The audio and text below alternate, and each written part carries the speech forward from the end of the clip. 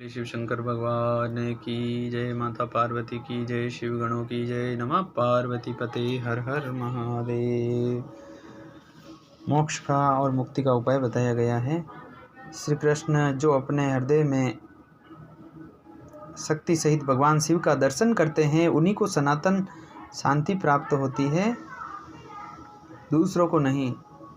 यह श्रुति का कथन है। शक्तिमान का शक्ति से कभी वियोग नहीं होता, अतः शक्ति और शक्तिमान दोनों के तादात्म्य से परमानंद की प्राप्ति होती है। मुक्ति की प्राप्ति में निश्चय ही ज्ञान और कर्म का कोई क्रम विवक्षित नहीं है। जब शिव और शक्ति की कृपा हो जाती है, तब वह मुक्ति हाथ में आ जाती है। देवता, दानव, पशु, पक्षी, कीड़े मकोड़े भी उनकी कृपा से मुक्त हो जाते हैं। गर्भ का बच्चा, जन्मता हुआ बालक, शिशु, तरुण, वृद्ध, मुमुक्षु, स्वर्गवासी, नारकी, पतित, धर्मात्मा, पंडित, मूर्ख, सभी जो है वो सांब सदा शिव की कृपा होने पर तत्काल मुक्त हो जाते हैं, इसमें संशय नहीं है।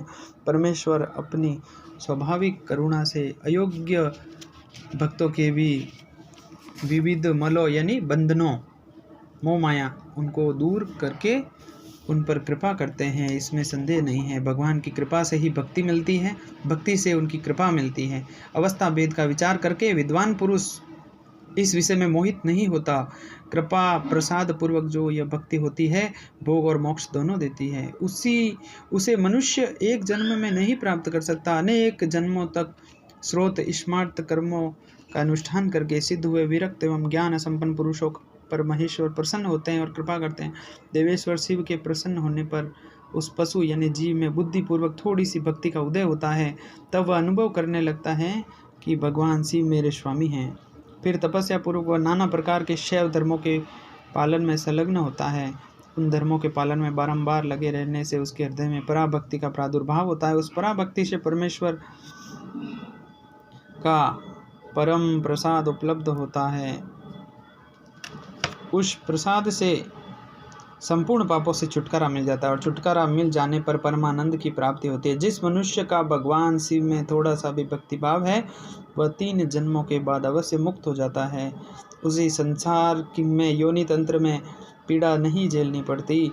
अंग सहित और अंग रहित जो उनकी सेवा करता है, महादेव की सेवा करता है, उसी को भक्ति कहते हैं। उसके 3 भेद होते हैं, मानसिक, वाचिक और शारीरिक।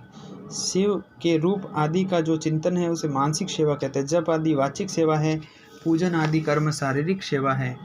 इन त्रिविध साधनों से संपन्न होने वाली जो यह सेवा है, इसे शिव धर्म कहते हैं। परमात्मा शिव ने 5 प्रकार का शिव धर्म बताया है: तप, कर्म, जप, ध्यान और ज्ञान। लिंग पूजन आदि को कर्म कहते हैं। चांद्रायण आदि व्रत का नाम जप है। वाचिक, उपांशु और मानस, ये 3 प्रकार का जो शिव मंत्र का अभ्यास या आवृत्ति, उसे जप कहते हैं। शिव का चिंतन ही ध्यान कहलाता है। शिव संबंधी आगमों में जिस ज्ञान का वर्णन है, उसी को ज्ञान कहते हैं। श्री कंठ शिव ने शिवा के प्रति जिस ज्ञान का उपदेश किया है, वही शिवागम है। शिव के आश्रित जो भक्तजन हैं, उन पर कृपा करके कल्याण के एकमात्र साधक इस ज्ञान का उपदेश किया गया है। अतः कल्याणकामी बुद्धिमान पुरुष को चाहिए कि वह परम कारण शिव में भक्ति को बढ़ाए और विषय शक्ति का त्याग करे। बोले शिव शंकर भगवान की जय, माता पार्वती की जय, शिव गणों की जय, नमः पार्वती पते, हर हर महादेव।